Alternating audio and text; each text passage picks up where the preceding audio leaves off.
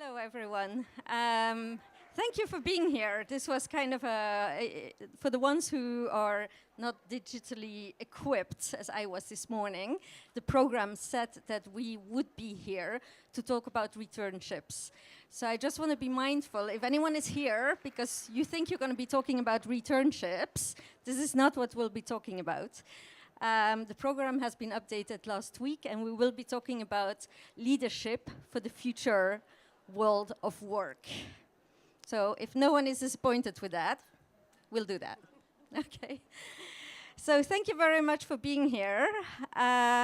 We will have now about like an hour and a half to see how we as leaders can get ready for the future.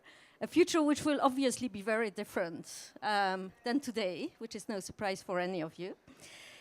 And I will introduce you to the people who will be here helping you think through some of this, hopefully inspire you and leading us to take some action, your individual action, at the end of this session. Because obviously it's no need to think about anything if nothing happens next day. So I am Christel van der Els, and I'm the CEO of a company called the Global Foresight Group. So we help actually people to think about how the future might change and what that means in terms of decision making for today to get ready to take the opportunities or avoid the risks of those futures. Prior to that, I've been at the World Economic Forum, leading all the futures work there, the foresight work, and I'm also a professor in a number of schools like College of Europe and Oxford. Thank you. Yes, we're getting ready. I'm very delighted to be accompanied today actually by two fantastic people who are shaping the future of work. And both of them come from Virgin Unite. And the first one is Jane Ulwang, who you can find here.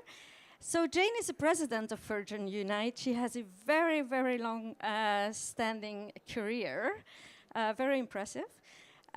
She was an entrepreneurial CEO of Virgin Unite, and she's a senior partner in the B team, which she'll be talking about. So since 2003, Jane has led this Virgin Unite organization, and prior to that, she was the CEO of Virgin Mobile Australia. And she started working in 2003 with Richard Branson and the Virgin staff from around the world in this Virgin Unite organization. Over the last 14 years, Jane has worked with her partners to create kind of new approaches to social and environmental issues, such as the Branson Centers of Entrepreneurship, a platform to support entrepreneurs. She's led the incubation of a number of global leadership initiatives, such as the Elders, the Carbon War Room, the B Team, and Ocean Unite. In addition to that, Jane has been instrumental in working with Virgin's businesses also around the world, providing impetus for positive change. And in her previous life, in her previous life, Jane lived and worked on 6 continents, helping mobile phone startups. She was also a partner in the Global Virgin Group with a focus on people and purpose. Jane has long explored the overlap between business and social sectors, and that's what she's been involved in. She has worked, for example, in the Foundation for National Parks and Wildlife in Australia, and has had a number of voluntary roles. She sits on the advisory councils for the Elders, Ocean Unite, and the Sarah Blackley Foundation, and she's also on the board of the Rocky Mountain Institute, Carbon War Room, the Elders, and Just Capital. So a long career between business, social issues, environmental issues, and working across those fields. And then we have Anna Goudrich, who has been leading over the last 3 years the 100% Human at Work initiative. She's also working on the B team, and she is the head of strategic people initiatives at Virgin Unite. She has, until December last year, Anna has led a dual role as this head of people at Virgin Unite and works closely with Virgin management to align the work that they're doing on people and purpose, bringing it back to the business. Prior to Virgin Unite, Anna held a partner's position at Hot Courses, which is an international educational publishing company, and she was responsible for advising on strategic human resource issues. Anna is also on the board of directors of Latimer Creative Media. It's a young or youth-oriented creative social media enterprise. So very much also in the field of the work between social and between business. Thank you very much for being here today. So what we will be doing here today then is we will be working really on your future leadership skills, hoping to get you some clarity and some insights in how you can be an effective and efficient leader, what it takes to be successful in the future, and to create environments for other people to be successful. And how we will be doing that is that I will first remind you, because you're all in this business, so I suppose you have some knowledge about how the future of work might look like, but I will remind you about a couple of elements of the future that we might be seeing. And then we will have some discussions around how the future is not only happening by the drivers that are going on, but also people are shaping the future of work. New things are happening, initiatives are being set up and are being conducted that will profoundly shape the way we work in the future and the way organizations are looking. Then we will get you to work and to have discussions around what does leadership mean in this new context? If this is the new world we're going to be facing, what is leadership? Do we need leadership? What's the role of leadership? What are the characteristics and skills that leaders need? How should we think about leadership in these new type of worlds? We'll come back a bit on that and we'll see what the different discussions have been in the groups. And then we will go from there thinking about, well, now we kind of know what the future looks like. We know what leadership means in there, get some clarity around that.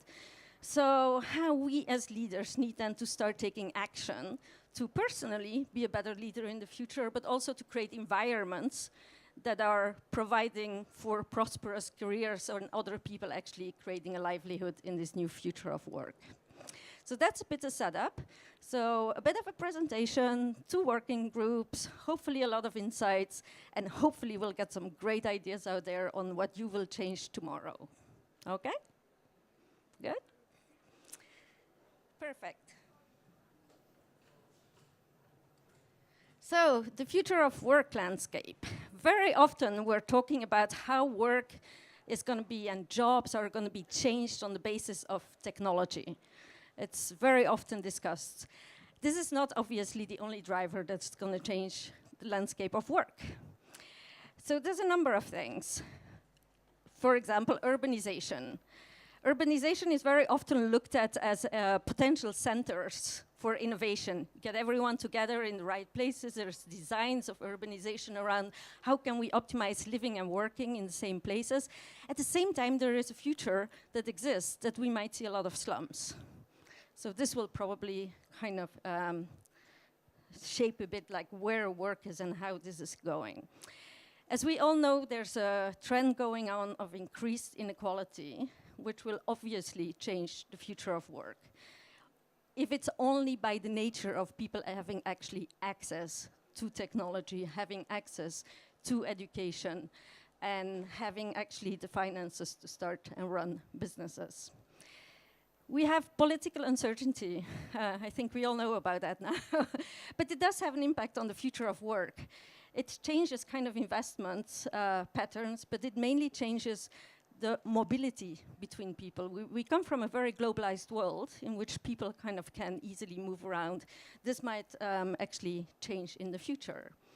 Of course, technological change, automation, artificial intelligence, connectivity, all these type of things will change our world.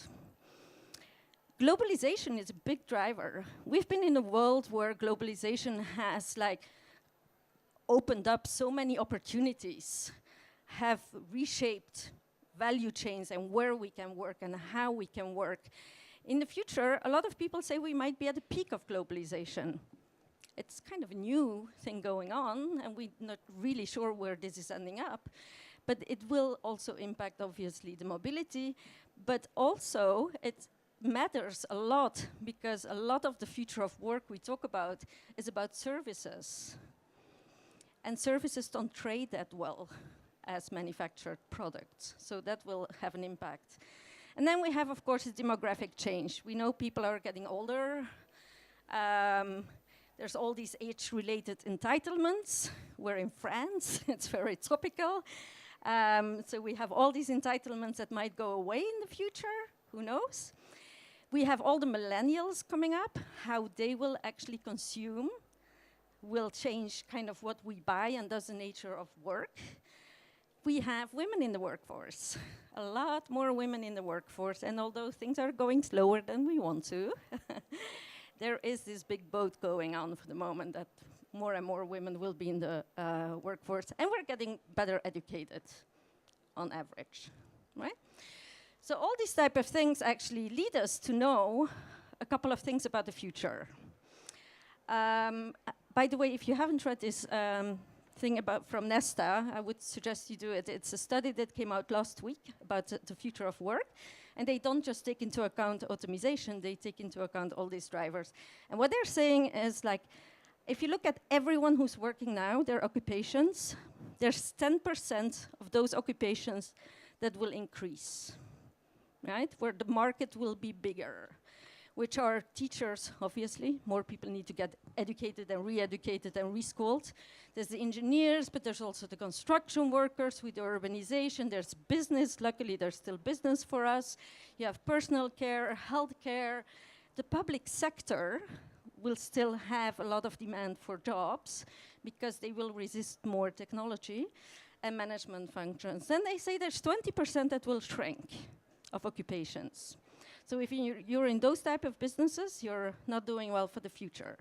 Like everything which is clerks and salespeople, etc., right? And transportation workers.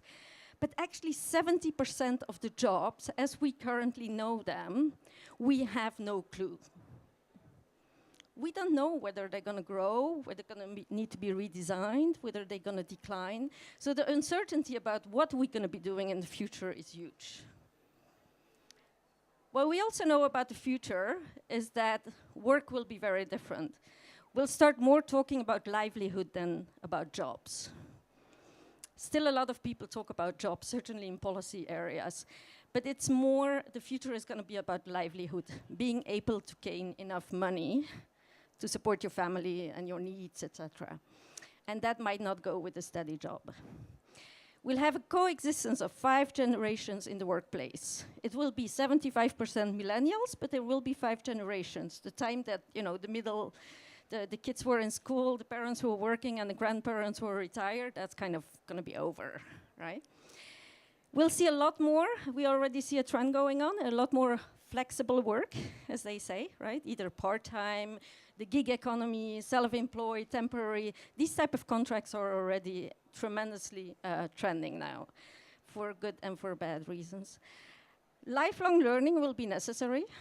Given we're getting older and everything is changing around us, we're going to need to relearn. No more, I went to school and I'm fine for the rest of my life until my retirement, right? We will be able to probably work anywhere because we can work from home a lot more and these type of things. But the one thing I think is important is that the market will become more competitive with just more people, and if on average the number of jobs or employment opportunities or livelihood opportunities doesn't grow as much as demographics grow, it's just going to get very competitive. And I don't know if you already feel that, but it's certainly more than 20 years ago. The skills you're going to need to have are, as you can imagine, interpersonal social skills, relating to each other, communicating to each other. What they call high-order cognitive skills, kind of being able to play with ideas, seeing new ideas, being able to learn, have some originality. System skills, because you need to now learn to make decisions with complexity, so you need to understand how systems work, right? That's where women have a good advantage, actually. We think in systems, it's been proven. We're gonna need to be more adaptable or resilient. Given we're gonna lose our jobs every 5 minutes, we're gonna need to have a plan. No more long-term employment, right? So we can better be very curious and have some initiative and persistence.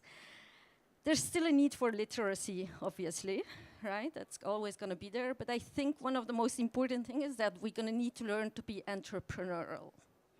If we're gonna go for livelihood rather than a job, it's gonna be more important to learn to sell your stuff than to once get into a job and wait for 20 years to go by, right? So entrepreneurship is gonna be very important. And then there's the last element of how the future will change, it's the desires. What are people looking for in jobs or in livelihoods, in economic activity? Jobs will always, and have always been, and that's a basic human need, will always be needed. You know, they say like, we're all gonna sit on the beach, that's just not gonna happen, I think. Because jobs or livelihood gives you an identity. It's about who you are, in some kind of way, how people define themselves. It gives you self-respect and money. But what is, that is a given, I think. But what is gonna change is that we see that these millennials want more. You're some of them. You want higher purpose and impact. Having some kind of, it's more than about the money. You want to do things together, and the quality of people you work with are important. And that's not just because you like to work with nice people, we all like that. But the way the millennials think is like, it needs to be people who are gonna help me grow and advance, right? So they want growth. They want people to have or occupations that give them growth, which makes sense because life is gonna be long. And they want freedom, independence. They're open to change. They're very likely to change jobs very often. And they want flexibility, no more 9 to 5. So this decreases tremendously, obviously, the hierarchical type of management you might think of. And then something else that they want is they do still want seniority and compensation. That doesn't change, but it's not through the corporate ladder. And I was trying to find a word for that, so I found only like climbing web. You know, when the kids go up, you know, the kids play on these things where you kind of, you want to make it trace your own ladder. You still want to go to the top, but the way you go there is not on a straight ladder anymore. You want to go on a climbing web, right? And figure it out yourself. That's freedom, right? So these are a bit the things that we're going to see in the future.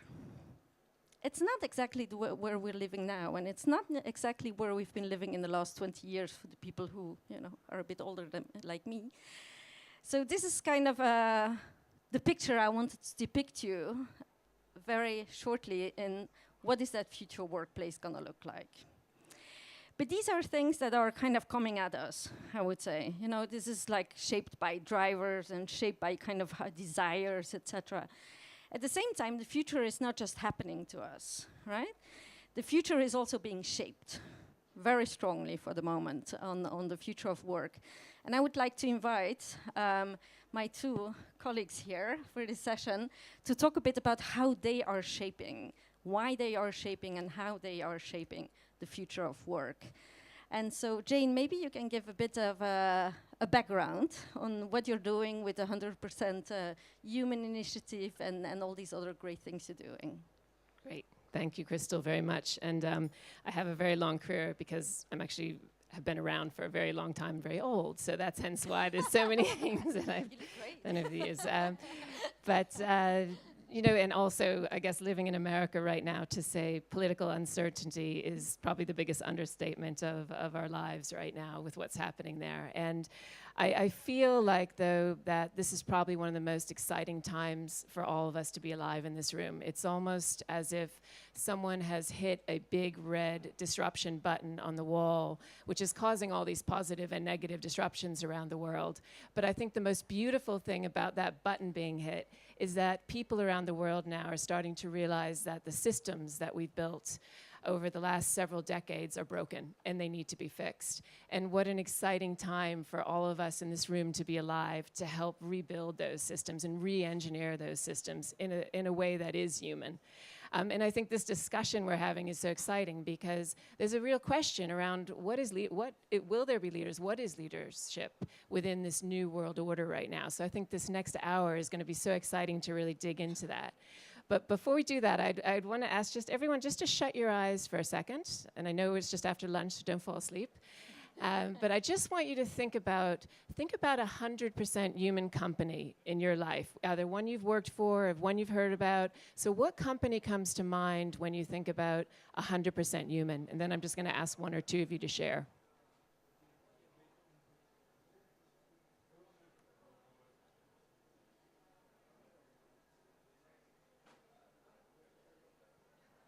Okay, you can come back now. Is anyone willing to share what came to their mind when they thought about 100% human company?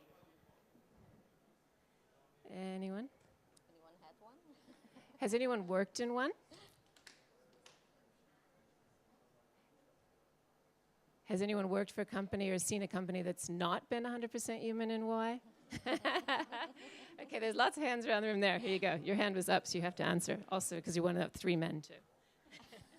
So you want me to answer why I put my hand up to I've worked for companies that are not 100% human? So what makes a company not? Well, basically when the focus is on, kind of the financials, the corporate investor, must-haves kind of thing, and not thinking about the people first. So organizations that are built from their people that then serve the customers, that then serve the shareholders seems to me a better model. But in the past, it's normally been the shareholders, the management, and then, the poor employee at the bottom sort of thing. So I've seen quite a few organizations like that. That's why I stuck my hand up. Great, thank you. Thank you for being brave and sticking your hand up. Anyone else have a thought either on a 100% human at work company that they've seen in the world or one that's not 100% human? And why? Any thoughts? Yeah. I would just share that I couldn't think of one, but I was thinking it differently than you. I wasn't thinking about the employees. I was thinking that the company is only employees, and without it's not technology, it's not other things. That's what I thought you meant by 100% human, so maybe I misunderstood. No, I think that's what it comes down to, but we don't necessarily look at a company as just focused on the human beings, which is interesting. How many, just to raise your hands, I promise I won't call out on you this time. How many of you company came to mind right away when I said 100% human at work? How many of you immediately thought of one specific? Okay, great. And this is, and again, I promise, unless you want to talk. Do you want to? It's a bit different, but I started a company, so it feels probably more real and human than anything I've ever done before. So it was sort of more from that, I think, from my thinking on who the people are, the employees, but even the tech being built, that's all going to be inspired and driven by humans. So I don't think anything's ever felt so real before than starting something up. Great, thank you for sharing that. And I think the great opportunity of starting something is that you have that chance to build it to be 100% human. And I think one of the things that we just saw in this room is that there's not many companies out there that fit that criteria. So we're going to explore a little bit about what does that mean to be a 100% human at work company. But before we do that, I thought I'd just introduce very briefly the B team. And to your point before, one of the reasons, probably about 8 years ago now, a group of business leaders came together to look at, because they started to realize that it's okay for Paul Pullman from Unilever to stand up on his own, for Mohammed Yunus to stand up on his own, for Francois-Henri Pignot to stand up on their own. But where the real power is going to come is how can they come together as a collective to really change the system and the way the world does business. So there's about 25 of them that have come together now, and they are really working on what are the types of systemic shifts that we need to move to a better way of doing business for people and the planet. And so when we were looking at what the B team was going to specifically do, one of the things that we kept on coming back to is it doesn't really matter if we change the structures if we're not taking care of our people and treating our people well in a company. So that's really where the idea of 100% human at work emerged from. And I'll just flip to, thank you, Crystal. There we go. The 100% human at work. And the reason we wanted to do 100% human at work really came down to 3 reasons. And one of the things was that we feel that probably the gravest danger in the world right now is really the lack of moral courage and the erosion of social values. And we're seeing that play out in the United States right now and seeing it play out in many countries. I was just in the UK at Cambridge University last year, and I was speaking at an event that was around students that were really focused on how you change the way business for the better of people. And a woman raised her hand, and she asked me a question about, can a leader really be a good leader and still be empathetic? And I had to take a step back because I never would have expected that question. And so I asked her why she asked me that question. And she said that she had just come from working in an investment bank, and they had done an analysis on the traits of leadership, and her boss had scored number 32 out of 33 on empathy, and they were celebrating. So again, it was just that reminder of how far away we are from actually putting humanity back into our businesses right now. So that was the number one reason is, again, we feel there's a huge opportunity because much of the behavior of bullying and of not having values begins in the workplace. So we felt strongly that how do we work with people in companies to change that? And then the second reason is because people want it. Like, how many people in this room don't want to work for a 100% human company? It's something that's almost common sense. Yet again, we're not delivering it. If you look at it, each one of us will spend 33% of our lifetime in the workplace. Yet today, a poll that Gallup did, 87% of people are disengaged. 87% in workplaces today. Just think of all that wasted resource and all that wasted purpose that people could have in their lives. And then we wonder why people feel disconnected and don't have a purpose and don't have a direction. It starts in the workplace, and we have to start thinking about how can we reignite that purpose in the workplace, and how can we help people find their paths. I always think about it as almost like a football field where you have all these coaches out in the world and all these leaders like the Paul Pullmans and others starting to stand up to say we have to solve these problems. You have all these fans, all of us around the world saying, yeah, we have to solve these problems, but what we don't have is the actual players on the field that are going to go make it happen. So again, 100% human at work is how can we start looking at companies as places of purpose and places where you not only find your individual purpose, but you support the wider purpose of what the company was doing. So that was a second reason. And really the third reason is simply that it's good for business. It makes sense for business. I'm sure many of you have seen right now the recent Edelman Trust study that came out. They interviewed 33,000 people in 28 countries. And what came out of that very, very clearly is that there's a huge crisis of trust right now. Only a little bit over 50% of people trust business and trust NGOs, and only 37% of people trust CEOs. 37%. So imagine again that potential for companies to think about how do we rebuild trust again, and how do we create a sense of meaning and belonging in a company? Because no matter what we do, unless we have trust at the heart of that, we're not going to be able to change the way companies operate. So that was the beginning of the genesis of why we created 100% Human at Work. And again, I'm really excited today to hear some of the views of what people think that needs to look like going forward. Today, thanks to Anna's hard work that I'm going to hand over to Anna in a second, we've got about 250 companies in the network that are all sharing experiments on how they can change their companies to make it more human. And it was really interesting because we did this big discussion around with these companies and with others around what is the foundation of a 100% Human at Work company. And what came up really clearly are those 5 things you see right now on the screen, which are respect, equality, growth, belonging, and purpose as platforms in organizations. But we'll talk a lot more about that in a minute. I am going to hand over to Anna, I think, right now, right? Is that okay? Yeah, hi. Thanks, Jin. So really about to let you get involved in the conversation and get everyone's voices in the room. But what I thought would be useful before we break out is to think we're understanding some of these drivers and some of the things that are changing. And so what are we seeing in the organisations we talk to around the world that they're actioning and doing differently in their organisations, and what then are some of the questions we need to think about as people who lead organisations or who want to lead organisations in the future? I think very much, as we referred to before, we're seeing flattening all over the place. So many organizations are getting rid of these management structures that are tiered and have multi-layers, and they're trying to push down autonomy in teams and give people more decision making, but that's challenging. That's really different. So managers and leaders who came up in an environment where it was very much command and control are going to have to think differently about how they approach leading those teams. We talk about lots of roles being automated, and the optimists in the world who don't think we're all going to be out of jobs with nothing to do talk about jobs becoming better. We get rid of the boring, dull ones, and we get to do ones that are innovative and creative and purposeful. And what does that mean that leaders need to get out of their teams? If 87% of people are disengaged, are they going to be innovative? Are they going to be creative? Or do leaders need to think of ways of leading organizations that's going to bring that from people and that's going to get their best brains thinking on it? We're also talking to other organizations, a company in the UK who have production lines, and the challenge they're facing in their workforce is that they're going to end up with staff who essentially will not interact with humans anymore. They will spend their day running a production line by themselves, interacting with machines.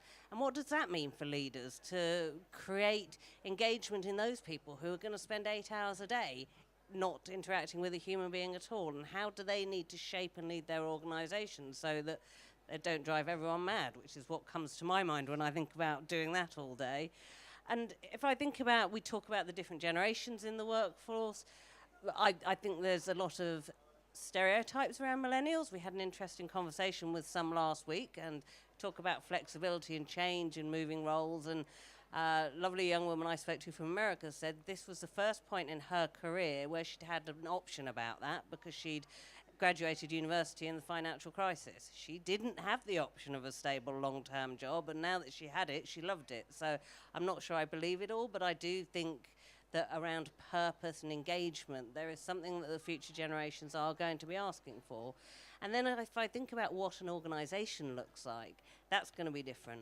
If I think we've got companies we work with who are completely distributed, they don't have an office, they have people all around the world. So you don't come into a Monday team meeting and that's your style of leadership. You've got to think about how you're engaging the person in Brazil and Namibia and London. And that's a completely different challenge that people haven't had before. So I think all these trends mean if people aren't thinking differently about how we lead and what it means to lead an organization, it's going to be very difficult to get what we need as organizations out of people for the future of jobs. We talk about more human skills, the creative and the innovative, and it's difficult to challenge that. So we now wanted to open it up to some workshops to see if we can dig into that a bit more. Perfect, thank you. This is quite a challenging setup to do a workshop, though. So we're going to ask your contribution and your flexibility on this one. So what we wanted to talk about is, if you think about leadership, right? We've now been discussing kind of, how people want different things, how the workplace or demands on work or what we even call work is going to change, how organizations are already changing that, how desires are changing. If we think about leadership, and I've put just some kind of, because it's such a fluffy word, I've put just some definitions on there, is thinking about it as being leading a group or people, creating a vision, motivating other people or groups to achieve a goal. If that's how we think about leadership in this new world, so not in today, but in the new world we heard about, what does that mean in terms of the leaders that we need, and what would their role be? What do they look like? What skills and traits do they have? A second question we'd like you to discuss is, what will employees need? What type of leaders do organizations need, right? A third question we would like to propose to you is to say, what can women provide? Where can we have a competitive advantage, nearly, right, to this world? And a fourth question, what will be the biggest challenge of leaders in the future? What would they have to deal with to be a leader, right? What will they be challenged on, mostly, be looked at, right?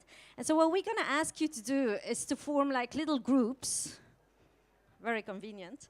So we're going to ask you to form kind of little groups. I will just maybe go, like, to make it easy on everyone, kind of start to cut the room in pieces. And then just take one of those questions, agree on which question you want to talk about, one or two of those questions, and we'll let you talk around this with each other. And then we'll call on you, kind of to see on what are some of which questions you took and what kind of key insights do you want to share with the rest of the people. So we want to hear a bit from you. Kind of, if you think about that future, roll yourself, you know, rolling ourselves like out for 10, 15 years, not that far, we'll still be in the workforce. You know, what will leadership mean? Do we need any? If we need any, what do they look like? And what do they do? What is needed? Where can women play a role? And what are they going to be challenged with, right? So I'm going to call on on you on the groups and just give me one or two ideas. I know you've been discussing quite a lot, but just one or two things where you thought like, hadn't thought about that before. It was interesting. That challenged my thinking. Who wants to report a bit back, like one or two ideas, something that challenged your mind, something interesting that came out? You just said leadership. Probably it should become Leaders. leadership. Because no, because we Yes. talked about a collaboration amongst different generations, between, you know, men, women, different culture, races, but also mental patterns, so neuro diversity as well. This will be extremely important for the future.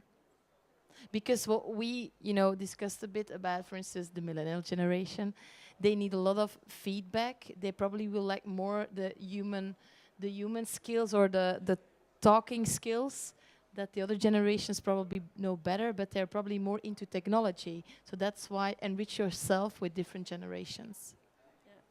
Which is going to be a challenge in the future, because if that's more important, empathy is going down with tablets and stuff like that, as we know. We also talk about leadership in general in all sectors, not just in business, and probably are the same characteristics that we need in government and in the civil society organization as well, not just in business.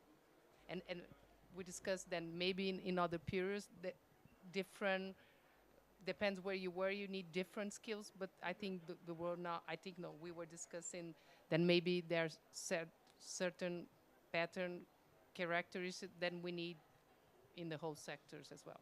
So it would be different whether you work in the private or the public, or the same? We said that they would be the same. Yeah. But when you were explaining, when we read the question, that was just applied for the business, and then we just opened a bigger discussion. Yeah, you were thinking business, but it applies to everyone. Yeah. What have you been talking about, and anything interesting that came out? Any We've been talking about the second question, what type of leaders will employees need?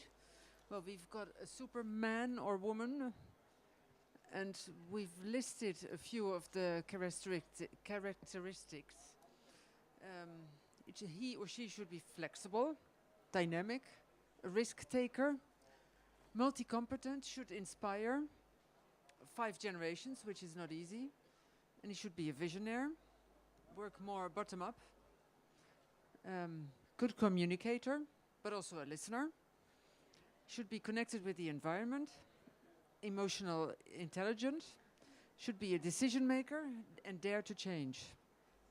So what do you think is going to be most important but complicated?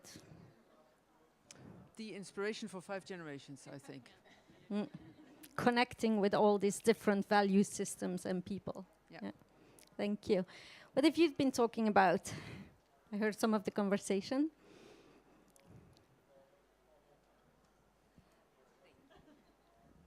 Well, we were talking about that probably it's not going to be such a hierarchy into the organization, but probably a group of people that is working together more as a network that share a purpose. And the challenges that come from that, and we were talking about that, is that in larger corporations, probably in startups or small groups, it's easy to have shared values or to have this shared sense of purpose.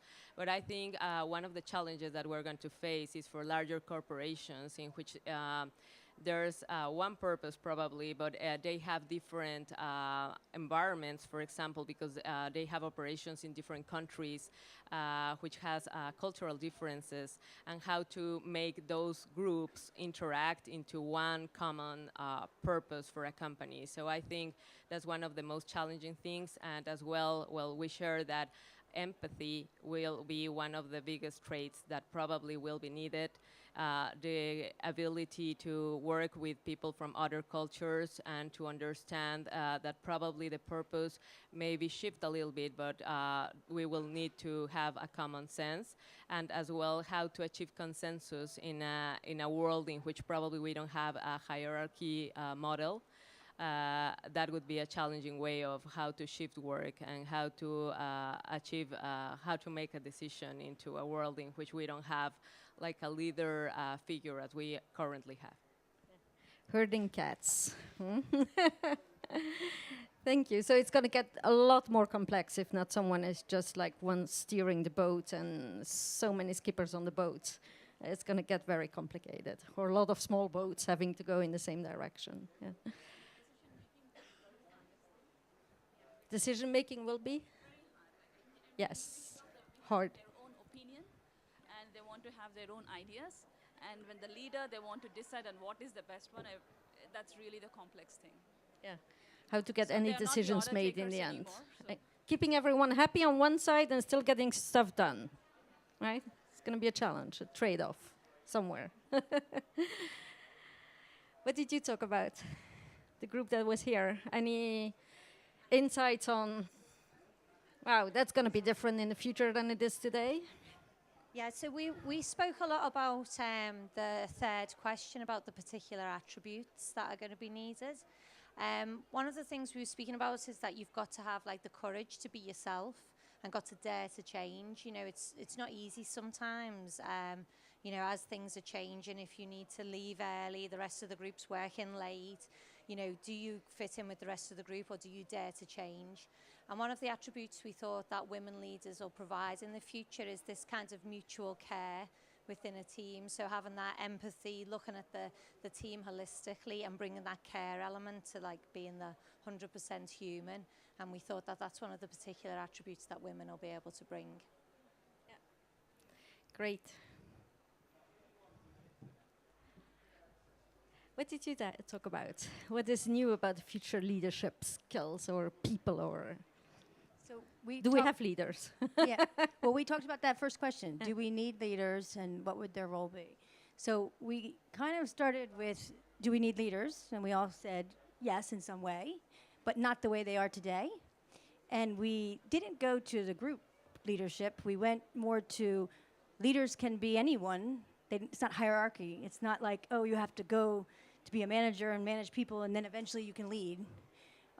Leaders can be at any age group, any level, anything. They will emerge. They emerge and take a purpose, we said, within a corporation. We were talking mostly about business, but not everything. We talked about school too, and education, and how that would have to change for this to be the future. And the type of traits and skills we mentioned, influencing and things, but they would probably be the same that exist in leaders today, except that we're not training them to be something that they're not good at, because the people who are leaders will actually own it and come up. So and people will follow them, because if you're actually have a purpose and a natural tendency to lead, and people like to follow that. Usually they go in a direction to support you. So we talked more holistically about the need for leaders, but a very different mindset. We talked a little bit about human resources and the misnomer and misunderstanding that could have when you think about 100% human, but it's not really about, that's not really what it's all about.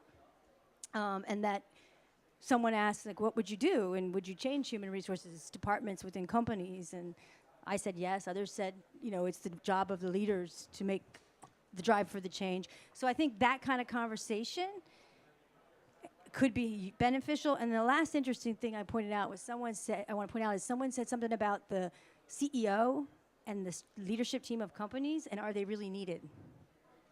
And someone said, well, how about going to the board? I think that was you.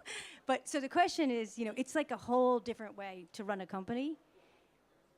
If you want to address all the things that you threw in our face, because that's a lot of things. If we stay traditional in the way we do this, those leaders won't be as successful. Well, you can have different philosophies about what I'm hearing. I mean, also listening to some of the conversations, you have different philosophies of change and how do you become a leader, right? And I think most of us got raised into the hierarchical model. And even if you want to be empathetic and all these type of things, that's not exactly how you made your career, right? And so people tend, I think it was 15 years ago, I was trying to change stuff. And I think I'm millennium sometimes. And someone told me, Crystal, you need to realize, you don't change the system changes you, or you get expelled from the system, and then you won't change the system either. So you have a choice to make. I made my choice. I stayed in the organization, and I thought I'll do baby steps, not to get thrown out, but still to change. But there's a stance to have about this, actually, right?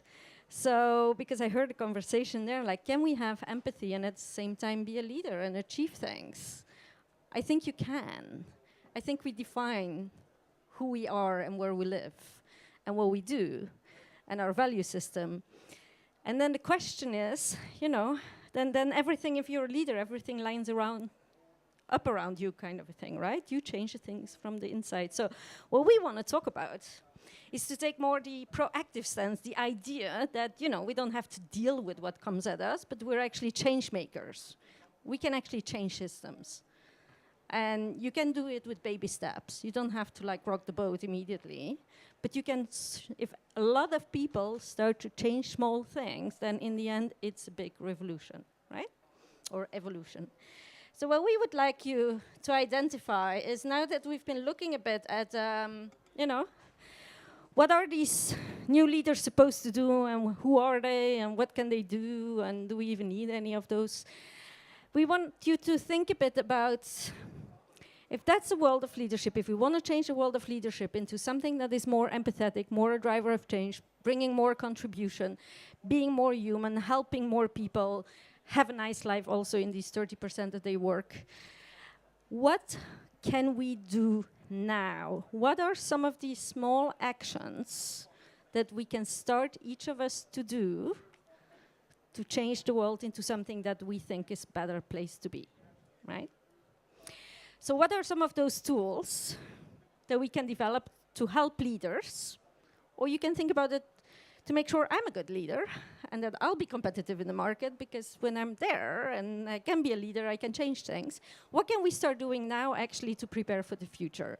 Whether you think about it from what am I going to do, or whether you think about it from what can I do in my organization, or what can I put in place, what tools can I put in place to help the lives of people who are leaderless, so the people who are in the gig economy, temporary employment, entrepreneurs, etc., right?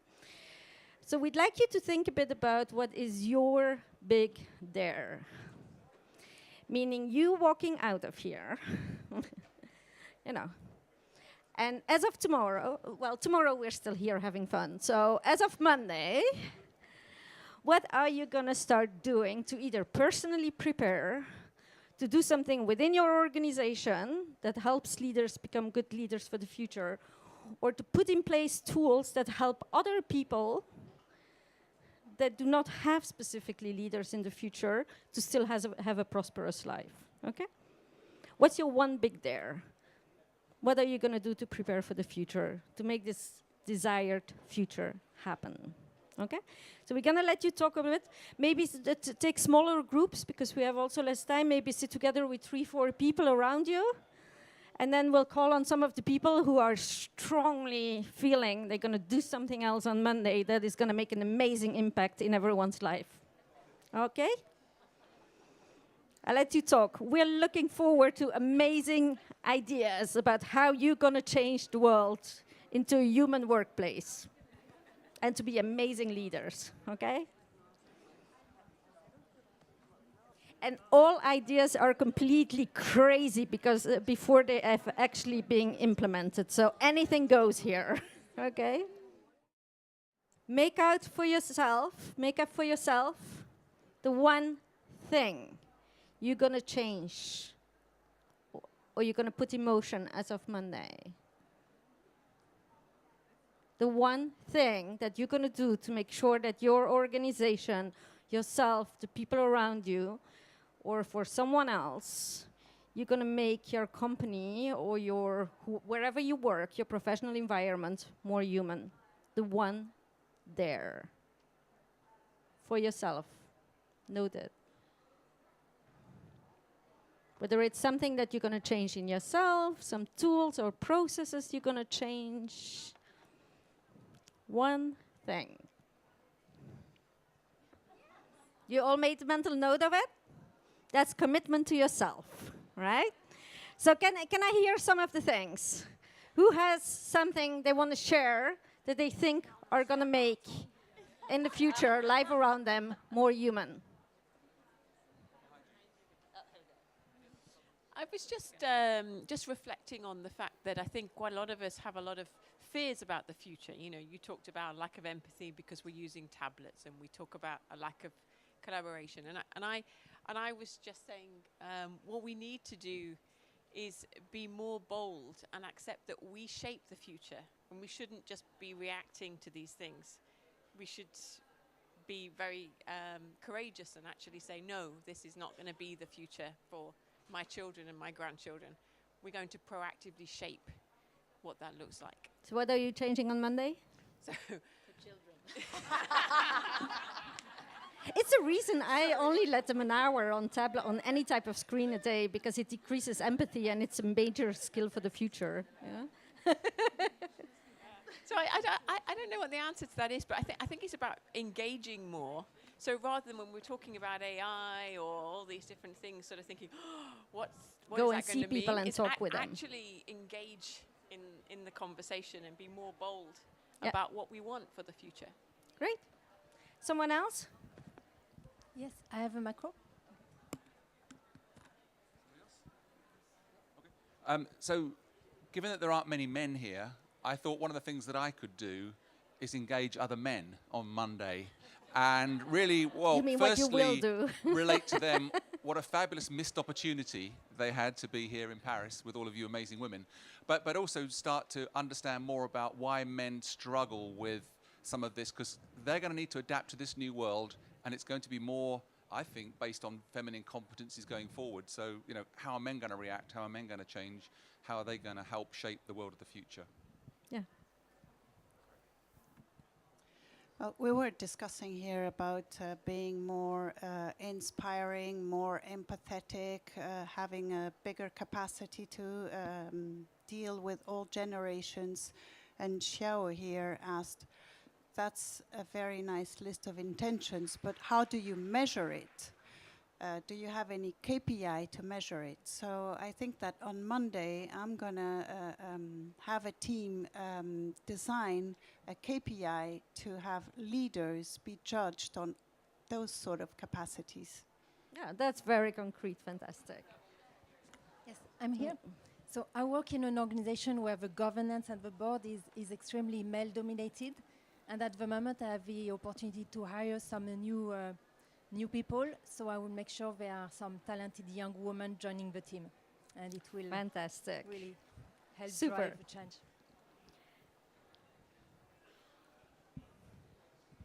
I just want to revert to what we spoke before, but about the leaders, and what skills and behaviors leaders should have, but in the end, we had a great list, and we realized that we started to love, do you know the person in reality?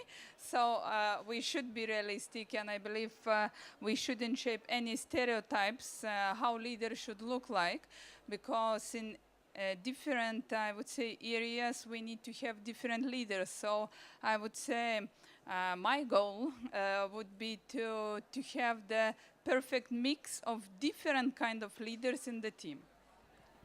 Pay attention to diversity, not just gender, I suppose. So, someone there? Sorry for my English, but I bet you're French. All the French say that. I'm psychologist, so I think one good thing that everybody can begin on Monday is therapy. I think, yes, it's self-knowledge, then empathy is the basic, yes. Relating to others. Yes, what will you do? Yeah, go ahead. What are you going to do on Monday? So I just mentioned that my company relies a lot on numbers, and we have a lot of managers who were very good at managing their P&L, and then one day they manage 10 people's P&L, and then one day they manage 100 people's P&L. So they're like P&L masters, but they don't know anything about people. And so I was like, I think what I would I'm trying to think about how to push this in my company, and I'll do this on Monday, is how do we get rid of quarterly reporting? Because I think if we get rid of quarterly reporting, then suddenly they won't have to be able to measure their P&L the same way, and then they'll have a lot of free time to think about other ways to manage performance. Great. Good luck with that one. You need to have a vision and dare. It's a dare. So I think I think for me, we were kind of chatting about dare, and I love dare, but I can get comfortable with the idea of bravery a lot better.